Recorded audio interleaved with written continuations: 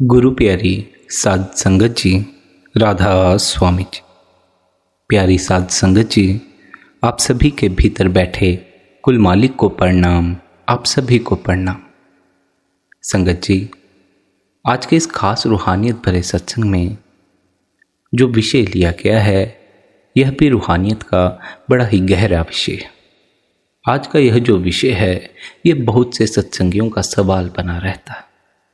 आज के इस सत्संग का जो मुख्य विषय है वह यह समझना है, जिन्हें नामदान नहीं मिला है उन्हें क्या करना चाहिए। साथ ही आज के इस सत्संग द्वारा हम यह भी समझने वाले हैं, क्या नामदान के बिना परमात्मा तक पहुंचने का कोई और भी रास्ता है या नहीं। साध संगत जी, आप सभी से यह विनती है, आज के इस खास सत्संग को अंत तक जरूर श्रवण करें। संगत जी, कई बार ऐसा होता है, कोई व्यक्ति पहली बार सत्संग सुनता है और उसके भीतर कुछ बदलने लग जाता है। उसे लगता है इन बातों में कोई सच्चाई है, उसे लगने लग जाता है, उसे यह अनुभव होने लग जाता है, जीवन केवल खाने पीने कमाने और एक दिन शरीर को छोड़ देने का नाम नहीं है। उसे यह महसूस होने लगता है मनुष्य जीवन का कोई गहरा उद्देश्य भी है। धीरे धीरे वह सत्संग सुनने लगता है, संतों की वाणी पढ़ने लगता है, महापुरुषों के जीवन के बारे में जानने लगता है। उसके भीतर एक प्यास पैदा हो जाती। लेकिन फिर एक दिन उसके मन में यह प्रश्न उठता है, अभी तो मुझे नामदान नहीं मिला, अभी तो मेरे ऊपर गुरु की कृपा नहीं हुई, क्या मैं केवल बाहर ही खड़ा हूँ? क्या परमात्मा तक पहुँचने का मार्ग अभी मेरे लिए बंद है? क्या मैं तब तक कुछ नहीं कर सकता जब तक मुझे नामदान नहीं मिल जाता? साध संगत जी, यहीं बहुत से लोग गलती कर बैठते हैं। वे सोचते हैं नामदान मिलने से पहले उनकी कोई रूहानी यात्रा ही नहीं है। लेकिन संतों की वाणी, संतों का उपदेश कुछ और ही कहता है। संत कहते हैं नामदान एक महान कृपा है, लेकिन नामदान की तैयारी भी उतनी ही महत्वपूर्ण है। जरा एक उदाहरण के जरिए समझिए। यदि किसी किसान को सबसे उत्तम बीज दे दिया जाए, लेकिन उसकी जमीन पत्थरों से भरी हो, झाड़ियों से भरी हो, तो क्या बीज अपना पूरा फल दे पाएगा? शायद नहीं दे पाएगा। दूसरी ओर यदि खेत पहले से तैयार हो, मिट्टी नरम हो, झाड़ियां साफ हों, तो वही बीज अद्भुत फसल बन सकता है। इसी तरह साध संगत जी, नामदान बीज है, लेकिन हृदय की भूमि तैयार चाहिए। और कई बार लोग केवल बीज की चिंता करते हैं, भूमि की चिंता नहीं करते। वे कहते हैं नामदान कब मिलेगा, लेकिन वे यह नहीं पूछते क्या मैं नामदान के योग्य हो चुका हूँ? क्या मैं अपने भीतर ऐसी तैयारी कर रहा हूँ कि जब वह कृपा मिले तो मैं उसे संभाल भी सकूँ? आज हम एक बहुत सुंदर सत्य को समझने वाले।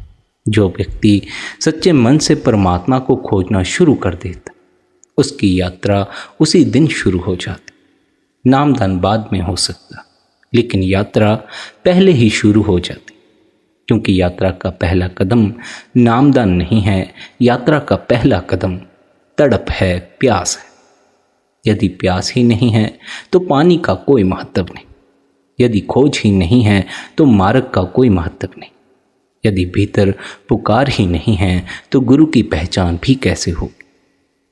साध संगत जी, संसार में करोड़ों लोग हैं, लेकिन हर व्यक्ति यह प्रश्न नहीं पूछता, मैं कौन हूँ, मैं यहाँ क्यों आया हूँ, मुझे कहाँ जाना। जो आत्मा यह प्रश्न पूछना शुरू कर देती है, समझो उसके भीतर जागरण की पहली किरण ने प्रवेश कर ली। और यही सबसे बड़ी बात है, क्योंकि परमात्मा तक पहुंचने की शुरुआत पैरों से नहीं होती, दिल से होती है, बाहर से नहीं होती, भीतर से होती है। कई बार जिज्ञासु सोचता है, मुझे अभी नामदान नहीं मिला, इसलिए शायद मैं परमात्मा से बहुत दूर हूँ। लेकिन संत हमें क्या समझाते रहे हैं? दूरी नामदान न मिलने से नहीं होती, दूरी भूल जाने से होती।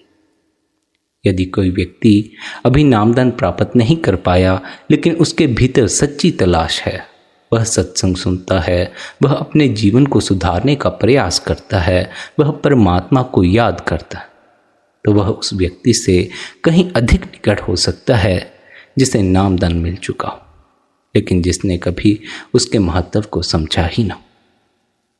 साध संगत जी, बहुत से लोग नामदान लेकर भी उस कुल मालिक को भूले बैठे। बहुत से ऐसे जीव हैं जिन्हें नामदान नहीं मिला लेकिन हर समय उस परमात्मा अपने सद्गुरु के स्मरण में लगे हों। यह बात सुनकर कुछ लोगों को आश्चर्य हो सकता है, लेकिन इतिहास में ऐसे अनेक उदाहरण मिलते हैं जहां पहले प्यास आई फिर मार्ग मिला, पहले खोज शुरू हुई फिर गुरु मिले, पहले दिल तैयार हुआ फिर कृपा बरसने लगी। क्योंकि प्रकृति का नियम है, जब पात्र तैयार हो जाता है तब कृपा अपने समय पर आती है। इसलिए जिन्हें नामदान नहीं मिला उन्हें सबसे पहले निराश नहीं होना चाहिए। निराशा आध्यात्मिक मार्ग की सबसे बड़ी रुकावटों में से एक रुकावट। मन चाहता है व्यक्ति यह कहते, मेरे बस की बात नहीं, अभी समय नहीं आया, शायद मैं योग्य नहीं। लेकिन यह बात स्मरण रखो, यदि तुम्हारे भीतर यह प्रश्न उठता है तो यह भी कृपा का संकेत है, क्योंकि लाखों लोगों को यह प्रश्न कभी नहीं उठता, उन्हें संसार ही पर्याप्त लगता। लेकिन जिस आत्मा को भीतर की खोज बेचैन करने लगे, समझो उसके लिए भीतर कोई नया ही द्वार खुलना शुरू हो गया। साध संगत जी, अब यह प्रश्न उठता है, जब तक नामदान नहीं मिला तब तक व्यक्ति क्या करे? क्या केवल प्रतीक्षा करे? क्या केवल दिन गिने? क्या केवल यह सोचता रहे कि कब अवसर मिलेगा? नहीं, यहीं से असल तैयारी शुरू होती है। आइए अब यह भी समझ लेते हैं, नामदान से पहले साधक की सबसे बड़ी कमाई, सबसे बड़ी तैयारी क्या होती है। आखिर वह तैयारी क्या है? बहुत से लोग सोचते हैं कि तैयारी का अर्थ केवल अधिक से अधिक सत्संग सुनना। कुछ लोग सोचते हैं बहुत सारी धार्मिक पुस्तकें पढ़ लेना ही रूहानियत की तैयारी है। कुछ लोग समझते हैं कुछ विशेष नियमों का पालन कर लेना ही तैयारी है। लेकिन संतों ने तैयारी की शुरुआत कहीं और से बताई। उन्होंने कहा है, सबसे पहले अपने जीवन को सत्य के योग्य बनाओ, क्योंकि नामदान केवल कानों से सुनने की वस्तु नहीं है, यह जीवन को बदल देने वाली घटना। और यदि जीवन बदलने की इच्छा ही नहीं है तो नामदान का वास्तविक लाभ कभी नहीं हो सकता। संगत जी, जरा सोचिए, यदि कोई व्यक्ति गुरु की खोज में है लेकिन उसके भीतर अभी भी छल कपट भरा हुआ है, यदि वह बाहर से धार्मिक दिखाई पड़ता है लेकिन भीतर से स्वार्थ से भरा हुआ है, यदि वह सत्संग सुनता है लेकिन अपने व्यवहार को बदलने के लिए तैयार नहीं है, तो फिर वह किस तैयारी की बात कर रहा है? संत कहते हैं, रूहानी मार्ग का पहला कदम बाहर नहीं, अपने ही भीतर उठता है, और वह कदम है अपने आप को ईमानदारी से देखना। संसार में दूसरे लोगों को देखना बहुत आसान है, दूसरों की गलतियां गिनना बहुत आसान है, दूसरों में कमियां ढूंढना बड़ा आसान, लेकिन अपने आप को देखना, अपनी कमियां देखना, यह सबसे मुश्किल काम। यही कारण है बहुत लोग पूरी उम्र धार्मिक बने रहते हैं लेकिन रूहानियत की कमाई नहीं कर पाते, क्योंकि धर्म बाहर से जुड़ सकता है लेकिन रूहानियत भीतर से शुरू होती है। संगत जी, जिन्हें नामदान नहीं मिला उन्हें सबसे पहले अपने भीतर यह देखना चाहिए, क्या मैं सच में परमात्मा को चाहता हूँ या मैं केवल कोई नया अनुभव चाहता हूँ? क्या मैं सच में सत्य चाहता हूँ या मैं केवल दूसरों से अलग दिखना चाहता हूँ? क्या मैं सच में बदलना चाहता हूँ या मैं केवल कुछ प्राप्त करना चाहता हूँ? ये प्रश्न बहुत गहरे हैं, और जो व्यक्ति इन प्रश्नों के सामने ईमानदारी से खड़ा हो जाता है उसकी तैयारी शुरू हो जाती। संगत जी, दूसरी बड़ी तैयारी है सत्संग से प्रेम। ध्यान रखिए, सत्संग केवल शब्द सुनना नहीं है। सत्संग का अर्थ है सत्य के साथ संग करना, और यह संग केवल सभा में बैठकर नहीं होता। यह तब भी होता है जब कोई व्यक्ति दिन भर में कुछ मिनट अपने जीवन के बारे में सोचता, जब वह अपने व्यवहार का निरीक्षण करता है, जब वह अपने भीतर की कमजोरियों को पहचानता है, जब वह यह देखने लगता है कि उसे वास्तव में क्या रोक रहा है। यही सत्संग का प्रभाव। कई बार लोग पूछते हैं हमें नामदान कब मिलेगा, लेकिन उससे पहले यह पूछना चाहिए क्या मुझे सत्संग से प्रेम है या नहीं। क्योंकि यदि सत्संग से प्रेम नहीं है तो नामदान के बाद भी भजन सिमरन बोझ लगने लग जाएगा। लेकिन यदि सत्संग से प्रेम है तो तैयारी अपने आप होने लगती। साध संगत जी, तीसरी तैयारी है प्रतीक्षा करना सीखना। आज हम सभी प्रतीक्षा करने के मामले में बड़े कमज़ोर हो गए। आज का मनुष्य प्रतीक्षा नहीं कर सकता, उसे सब कुछ जल्दबाजी में चाहिए। लेकिन संतों का मार्ग धैर्य का मार्ग है, प्रतीक्षा का मार्ग है। एक बीज बोया जाता है, फिर प्रतीक्षा की जाती, एक पौधा निकलता है, फिर प्रतीक्षा की जाती है, एक वृक्ष बनता है, फिर प्रतीक्षा की जाती। इसी तरह चलते चलते फिर एक दिन फल की प्राप्ति भी हो जाती। इसी तरह रूहानी मार्ग पर भी है। यहाँ अधीरता कई बार व्यक्ति को रास्ते से हटा देती। वह सोचता है अभी तक कुछ हुआ नहीं, अभी तक अवसर नहीं मिला, अब तक कृपा नहीं हुई। लेकिन संत कहते हैं हो सकता है कृपा पहले ही शुरू हो चुकी, क्योंकि कई बार कृपा नामदान से पहले तैयारी के रूप में आती है। कई बार कृपा बेचैनी के रूप में आती है, कई बार कृपा प्रश्नों के रूप में आती है, कई बार कृपा भीतर उठती हुई प्यास के रूप में आती है। और जो व्यक्ति इन संकेतों को पहचान लेता है वह निराश नहीं होता। संगत जी, एक और खास बात, नामदान ना मिलने का अर्थ यह नहीं होता कि परमात्मा आपको देख नहीं रहा। नामदान न मिलने का अर्थ यह नहीं होता कि आपकी प्रार्थना सुनी नहीं जा रही। नामदान न मिलने का अर्थ केवल इतना ही है, यात्रा का वह चरण अभी आया नहीं है, लेकिन यात्रा शुरू हो चुकी है। और यही बात समझना सबसे ज़्यादा महत्वपूर्ण है। कई आत्माएं ऐसी होती हैं जो वर्षों तक खोजती हैं, वर्षों तक प्रतीक्षा करती हैं, वर्षों तक भीतर तैयारी करती, और फिर एक दिन उन्हें वही मिल जाता है जिसकी वे तलाश कर रही थी। क्यों? क्योंकि उनके भीतर पात्रता विकसित हो चुकी होती। इसलिए जिन्हें नामदान नहीं मिला वे अपने आप को अभागा ना समझें, बल्कि यह देखें क्या मैं भीतर से तैयार हो रहा हूँ, क्या मेरी प्यास बढ़ रही है, क्या मेरा प्रेम बढ़ रहा है, क्या मेरा जीवन पहले से बेहतर हो रहा है। यदि उत्तर हाँ है तो समझिए यात्रा चल रही है। साध संगत जी, बहुत बार सत्संगी यह सवाल भी कर लेते हैं, जब तक नामदान नहीं मिला क्या हम परमात्मा को याद कर सकते हैं? क्या हमारी प्रार्थना का कोई मूल्य है भी या नहीं? क्या हमारी पुकार उस मालिक तक पहुंचती है या नहीं? इस प्रश्न के पीछे एक बड़ी मासूमियत छिपी हुई। कई लोग यह समझ लेते हैं कि शायद नामदान मिलने से पहले परमात्मा उनसे बहुत दूर है। लेकिन ज़रा सोचिए, जिस परमात्मा ने आपको यह शरीर दिया, जिसने आपको सांसें दी, जिसने आपके भीतर खोज की आग पैदा की, क्या वह नामदान मिलने तक आपकी ओर देखना बंद कर देगा? कभी भी बंद नहीं करेगा। संतों ने कभी ऐसा नहीं कहा। संतों ने हमेशा यह कहा है, परमात्मा मनुष्य के दिल को देखता है, उसकी सच्चाई को देखता है, उसकी तड़प, उसकी पुकार को देखता। इतिहास में जितने भी संत महापुरुष हुए हैं, उनकी यात्रा नामदान से पहले भी चल रही थी। उनके भीतर खोज थी, बेचैनी थी, उनके भीतर सत्य को पाने की आग थी, और वही आग उन्हें आगे लेकर गई। इसलिए जिन्हें अभी नामदान नहीं मिला, वे यह मत सोचें कि वे खाली रह गए। यदि आपके पास सच्ची तड़प है तो आपके पास सबसे मूल्यवान वस्तु पहले से ही मौजूद है, क्योंकि नामदान गुरु देता है, लेकिन प्यास भीतर पैदा होती है, और बिना प्यास के नामदान भी केवल एक घटना बनकर ही रह जाता।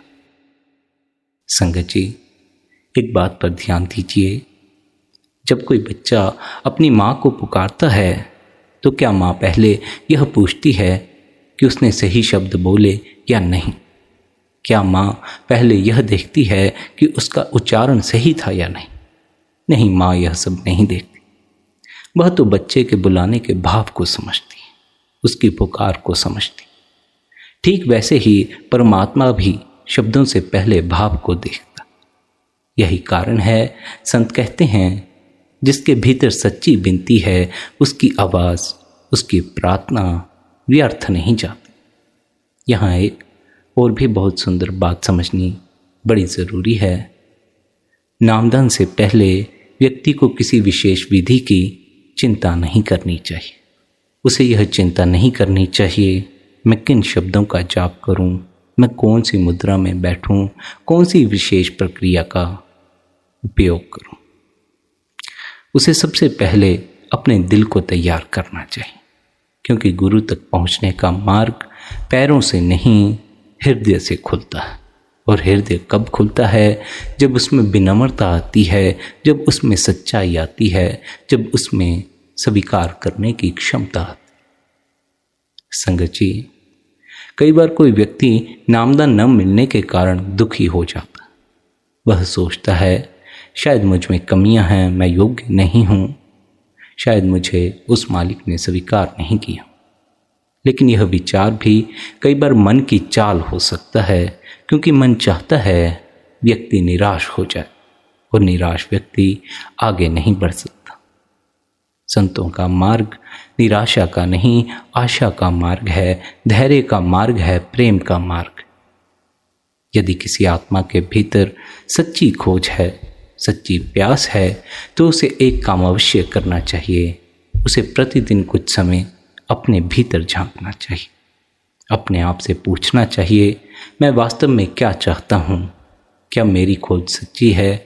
क्या मैं सच में बदलना चाहता हूँ? क्या मैं गुरु को इसलिए खोज रहा हूँ कि मेरा जीवन बदल जाए, या इसलिए खोज रहा हूँ कि मुझे कोई विशेष अनुभव प्राप्त हो जाए?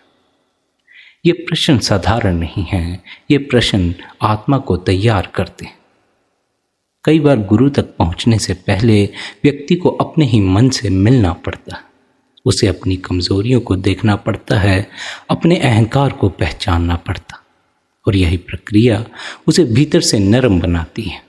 यही प्रक्रिया उसे पात्र बनाती है, यही प्रक्रिया उसे कृपा के योग्य बनाती। संगत जी, एक और खास बात, नामदान की प्रतीक्षा को बोझ मत बनाइए, इसे तैयारी बनाइए।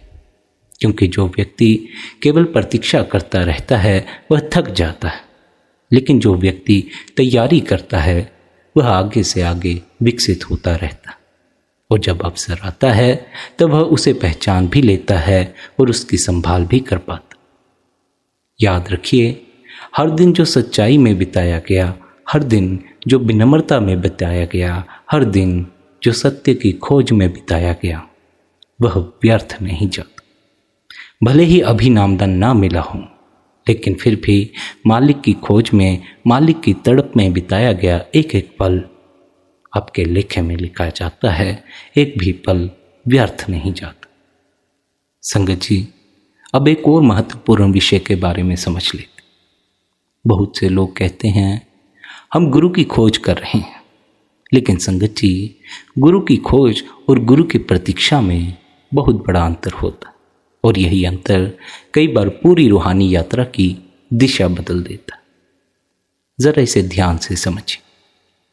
खोज करने वाला व्यक्ति अक्सर बाहर भागता है, वह एक स्थान से दूसरे स्थान पर जाता, एक व्यक्ति को सुनता है, फिर दूसरे को सुनता है, फिर तीसरे को सुनता। उसका मन हमेशा तुलना ही करता रहता। यह सही है, वह गलत है, यह ऐसा है, वह वैसा है, और कई बार पूरी जिंदगी इसी तुलना में निकल जाती। लेकिन प्रतीक्षा करने वाला व्यक्ति कुछ और ही करता है। वह केवल बाहर नहीं देखता, वह भीतर भी देखता है। वह स्वयं को तैयार करता है, वह अपने पात्र को साफ करता है, अपने दिल में नाम के लिए जगह बनाता, क्योंकि वह जानता है यदि गुरु सामने आ भी जाएं और मैं भीतर से तैयार ना हूं तो मैं उन्हें पहचान नहीं पाऊंगा। संगत जी, इतिहास में ऐसी घटनाएं भरी पड़ी हैं जहां संत महापुरुष सामने थे लेकिन लोग उन्हें पहचान ही नहीं पाए। क्यों? क्या महापुरुषों में कमी थी? नहीं, कमी देखने वालों की दृष्टि में थी। सूरज उगता है, लेकिन यदि किसी ने आंखें बंद कर रखी हों तो दोष सूरज का नहीं है। ठीक वैसे ही गुरु सामने हो सकते हैं, लेकिन यदि दिल तैयार नहीं है तो पहचान नहीं होती। यही कारण है संत पहले हृदय को तैयार करते हैं, बाद में रहस्य को समझाते। पहले हमें पात्र बनाते हैं, बाद में नाम का अमृत हमारे पात्र में उड़ेल देते। पहले प्यास जगाते हैं, बाद में पानी तक पहुंचाते। संगत जी, एक और बात बहुत गहराई से समझ लेने योग्य है। कई लोग गुरु को इसलिए खोजते हैं कि उनकी समस्याओं का हल हो जाए, कोई बीमारी दूर हो जाए, कोई व्यापार चल जाए, कोई दुख कम हो जाए। लेकिन यह खोज नहीं है, यह आवश्यकता है। और आवश्यकता पूरी होने पर कई बार व्यक्ति वापिस संसार में ही खो जाता। लेकिन जो आत्मा गुरु को इसलिए खोजती है क्योंकि उसे सत्य चाहिए, उसे अपना असल घर चाहिए, उसे परमात्मा चाहिए, उसकी खोज अलग होती है। वह किसी लाभ के लिए नहीं चलती, वह प्रेम के कारण चलती। जब तक खोज स्वार्थ से भरी रहती है तब तक वह स्थिर नहीं होती। लेकिन जब खोज प्रेम में बदल जाती है तब व्यक्ति का पूरा जीवन अपने आप ही बदलने लग जाता। अब वह केवल यह नहीं पूछता मुझे क्या मिलेगा, अब वह पूछता है मुझे क्या बनना है। यही वास्तविक परिवर्तन है और यही वह बिंदु है जहाँ साधारण जिज्ञासु धीरे धीरे वास्तविक साधक बनने लगता। संगत जी, जिन्हें अभी नामदान नहीं मिला उन्हें एक बात हमेशा याद रखनी चाहिए, गुरु तक पहुँचने का सबसे छोटा रास्ता बेचैनी नहीं है, सबसे छोटा रास्ता तैयारी है। क्योंकि बेचैनी मन को थका देती है लेकिन तैयारी आत्मा को मजबूत बनाती है। इसलिए यदि अभी आपको नामदान नहीं मिला तो समय को व्यर्थ मत समझिए। यह समय भी बड़ा ही ज़्यादा मूल्यवान है। यही वह समय है जिसमें आप अपने भीतर सत्य के लिए जगह बना सकते हैं। यही वह समय है जिसमें आप अपने जीवन को सरल बना सकते हैं, अपने मन की चालों को पहचान सकते हैं। और यही वह समय है जिसमें आप अपने दिल को इतना निर्मल बना सकते हैं कि जब मालिक की कृपा के द्वार खुलें तो आप उसे पहचान सकें।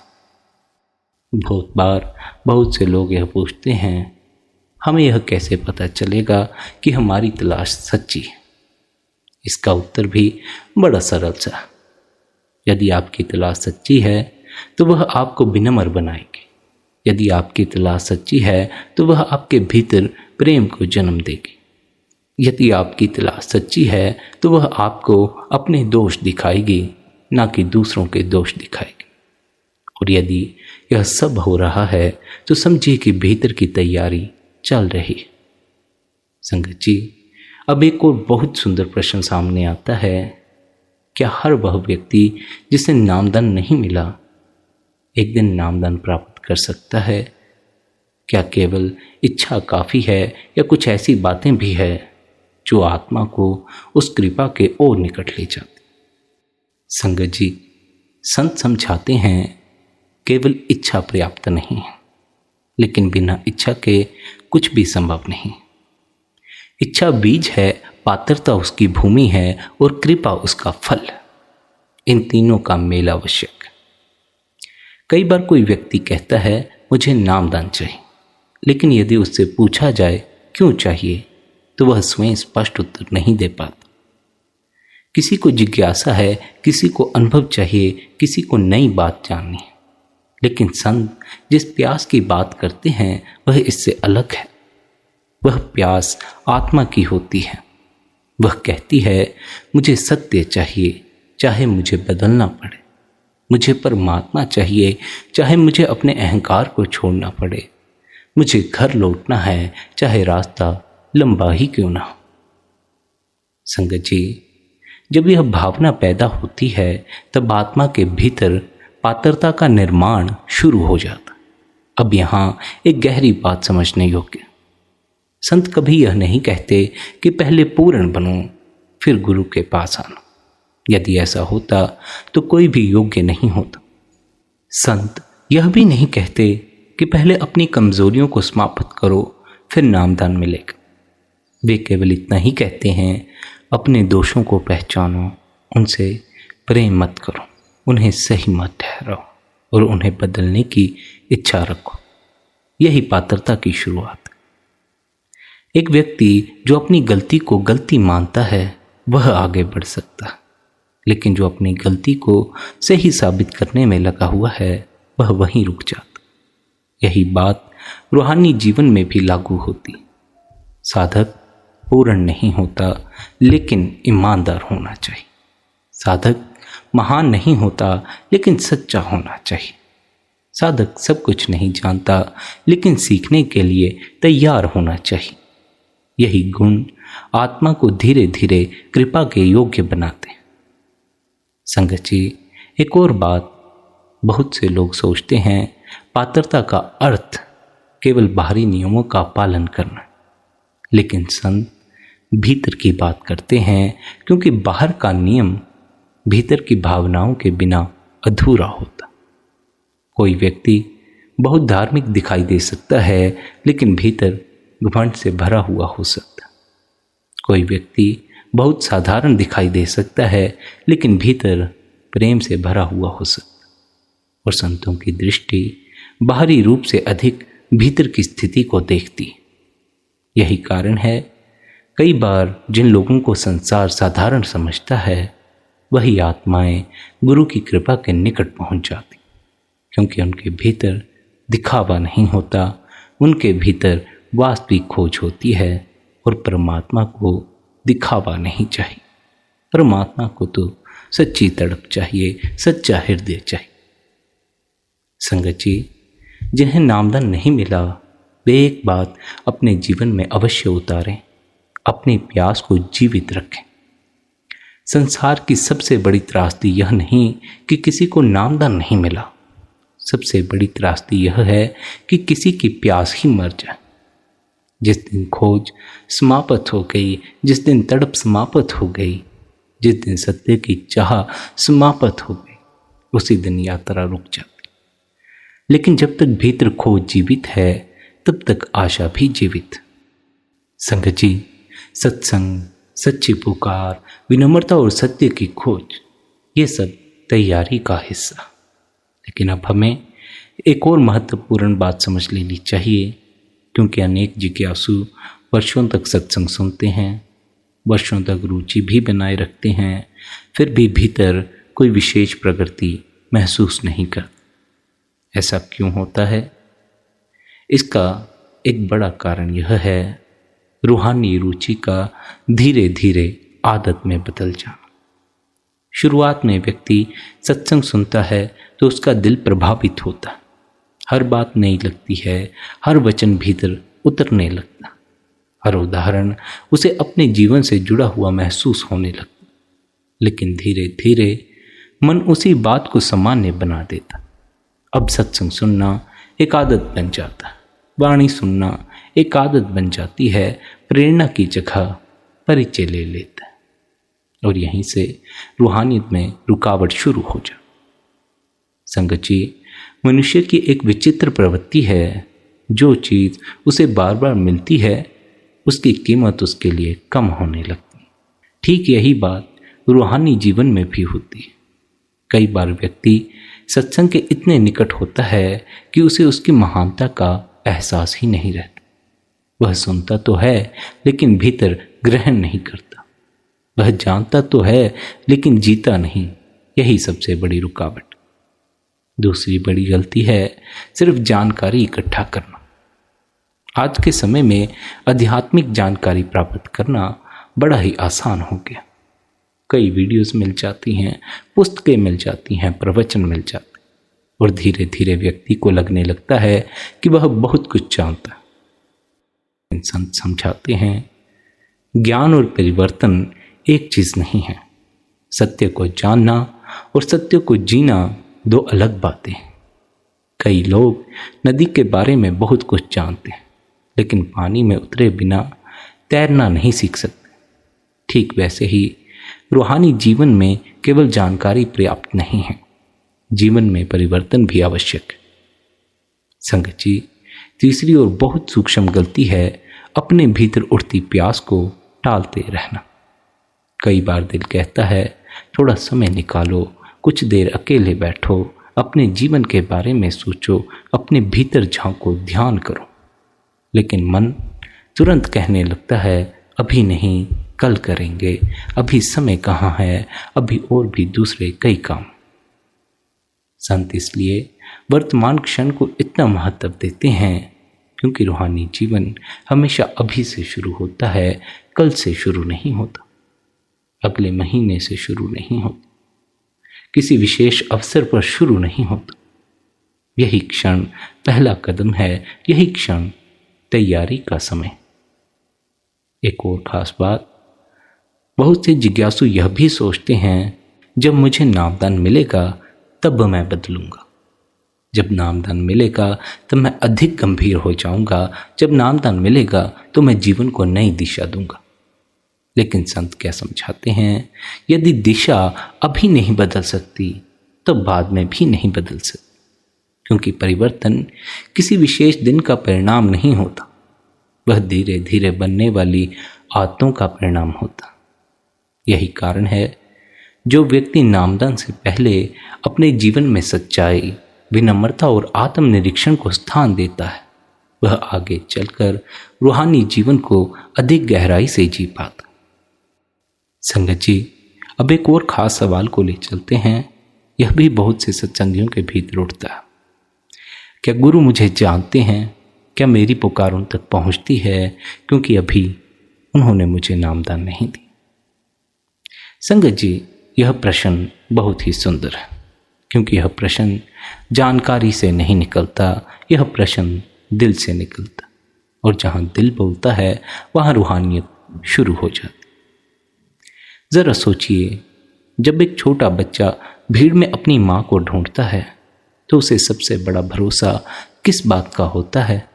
उसे यह भरोसा नहीं होता कि मैं माँ को देख लूँगा, उसे यह भरोसा होता है कि माँ मुझे पहचान लेगी।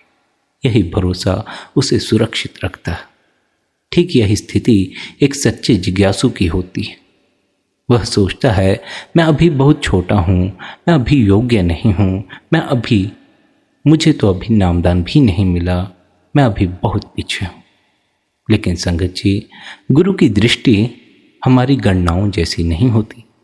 वे केवल यह नहीं देखते कि इसे नामदान मिला और इसे नामदान नहीं मिला। वे दिल की दिशा भी देखते हैं, वे भीतर की पुकार भी देखते हैं, वे उस तड़प को भी देखते हैं जो किसी आत्मा को चैन से बैठने नहीं देती। संगत जी, संसार में अक्सर पहचान बाहरी चीज़ों से होती है, कपड़ों से, नाम से, पद से, प्रतिष्ठा से, लेकिन रूहानी जगत में पहचान हृदय से होती। वहाँ यह नहीं देखा जाता कि तुम कितने बड़े हो, यह देखा जाता है तुम्हारी खोज कितनी सच्ची है। वहाँ यह नहीं देखा जाता लोग तुम्हारे बारे में क्या सोचते हैं, वहाँ यह देखा जाता है तुम भीतर क्या बन रहे हो। यही कारण है कई बार एक साधारण व्यक्ति जिसे दुनिया विशेष महत्व नहीं देती, रूहानी दृष्टि से बहुत आगे हो सकता, क्योंकि उसकी प्यास सच्ची होती। संगत जी, अब एक और बहुत गहरी बात समझ लेते हैं।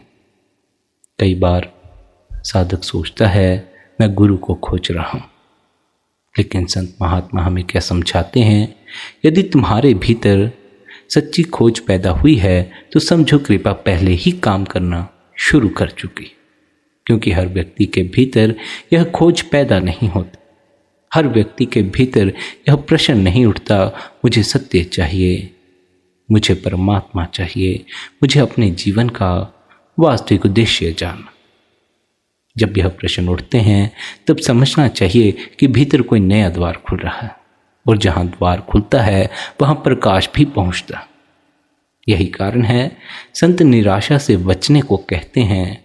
निराशा मन को कहती है, तुम्हारी कोई सुनवाई नहीं, तुम्हारे पास नामदान नहीं, तुम उन्नति नहीं कर सकते। पर जो प्रेम है, प्रेम कहता है, चलते रहो, तैयारी करते रहो, सद्गुरु अपने आप ही बख्शिश कर देंगे। एक दिन वह क्षण भी आएगा जब इंतजार पूरा होगा, नामदान की प्राप्ति भी हो जाएगी, सत्य की समझ भी आ जाएगी।